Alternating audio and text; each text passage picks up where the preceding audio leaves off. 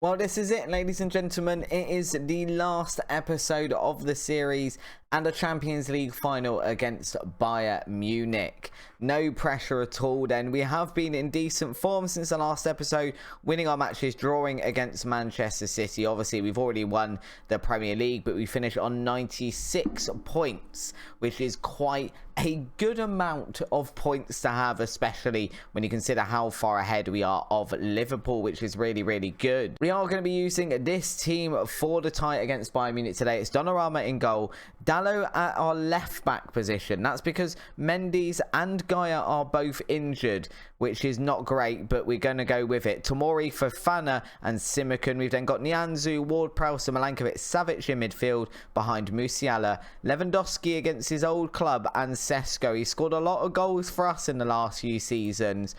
But obviously, we bought him from Bayern Munich, and I'm sure he'd be very keen to go over there and get one against his old team. If Sesko scores more than 2 in this match as well, then he will get the golden boot for the Champions League. So that could be a nice little bit of individual accolade for him. And if you have really enjoyed this series and you do want to continue it yourself as well, after the end of this video, the file will be uploaded on my Patreon for all of our star player members, which is the top tier. Then you can download all the save files once they're finished. So for this Manchester United series, for our previous Journeyman, where we finished with Hertha Berlin, the recent Watford rebuild, all the save files go up on there. So if you want to, you can continue on with those yourself. But for now, let's focus on the match. And again, I've been playing in between games. Let's just turn down the speed of this a little bit as Simakan brings this ball out of defense.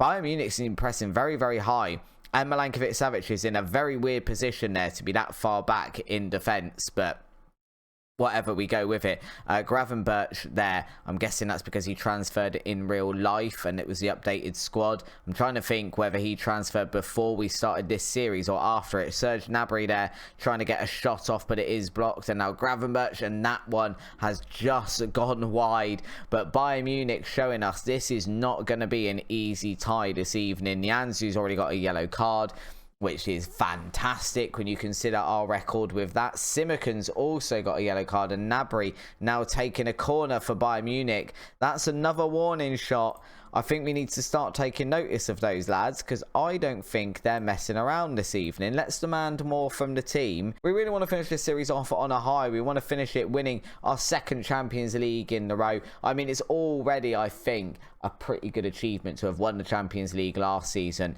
and then get to the final this season. I think most teams in real life will be pretty happy with that. Obviously, they'll be a lot happier with winning it twice in a row. We get to half time, 0-0 still on the scoreboard here. This could end up being a very short episode if we're not going to get any highlights. But once again, Bayern Munich with the free kick and starting the highlight. Milankovic-Savic there, heading that one away for Sesko to gather up and now plough forward. Can he get a ball into Lewandowski?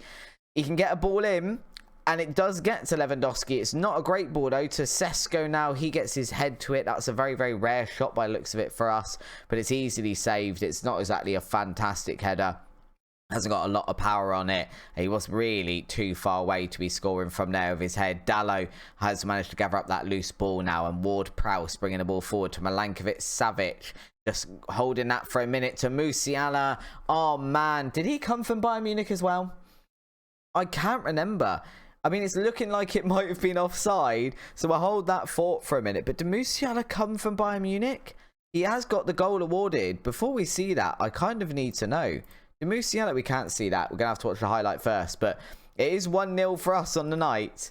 That is what we needed. I don't know if we deserve it, but we're going to take it nonetheless. Ball into Musiala just for him to hit home. First time, nice and easy. It's a pretty simple goal at the end of it. But we'll take however we can get them. Musiala then, where did we buy you from?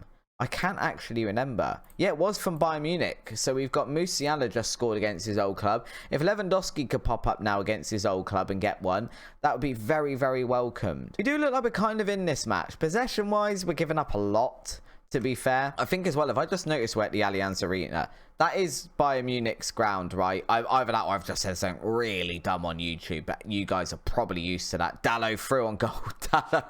Dalot through on goal. I think he thinks we're playing American football and just, you know, kick the ball as high in the air as you possibly can and someone will go and get it. That's how American football works, right? I'm genuinely not sure. Apologies to anyone that offends. I just don't get it. We need to make some substitutions here. Lewandowski, I don't think is going to get the... Oh, I know, see, I can bring on Cliver. I don't really want to bring on Cliver. Simakan, these are all over the place. That's really annoying. Simakan can come off, but there's no one really to bring on at right back, so that's not ideal either. I mean, Sesko's pretty tired, so maybe Cliver comes on for him, and we can make the substitution Milankovic-Savic, and we bring on Bellingham, which again is quite a nice substitution to be able to make. I said that a couple of episodes ago. Our bench is definitely very, very strong. Bellingham, of course, no stranger to Bayern Munich, having played at Dortmund. Some really, really good matches between those two with Bellingham involved. And now we can just make our third and final substitution. Tomori's having a bit of a shocker. We bring on Upamecano just for the end of this match. I'm hoping it's not going to extra time. It's not a long episode at the moment, but I'll just take a 1-0 win against Bayern Munich because they have been utterly battering us. Bellingham has got a yellow card now, though. We'll deal with for telling him to ease off the tackles in a minute. That does give Gravenberch a free kick on the edge of the area. It has been saved, and it is going to go out for a corner. Bayern Munich are still pressing. They're trying to get that goal that they need to get this to extra time. We, of course, are trying to get that second goal to prevent it from going to extra time, and it doesn't look like either team are going to do either of those things. Instead, we are going to get to full time, and we're going to see this for the final time in this series. Manchester United lifting yet another trophy. It's back-to-back Champions Leagues. We've won the Premier League this season, the UEFA Super Cup, and the Community Shield. We do get some sort of quadruple to end the series. Not quite the one we were looking for, admittedly, but I think back-to-back Champions Leagues and the Premier League this season. I think as a United fan, let me know down in the comments below. I know a lot of you are United fans. I think you'd be very, very happy with that, especially with the way things are at the moment. We're going to get our usual cartwheel from our number 7 there, and it's a job well done. Some good performances on the evening at the end of it. Simakan actually getting the best performance of the evening. We lift the Champions League. It's all lovely. We get a quadruple, which is what we wanted. Lots of medals. It's all lovely. The Port are happy the Champions League win. I should hope so.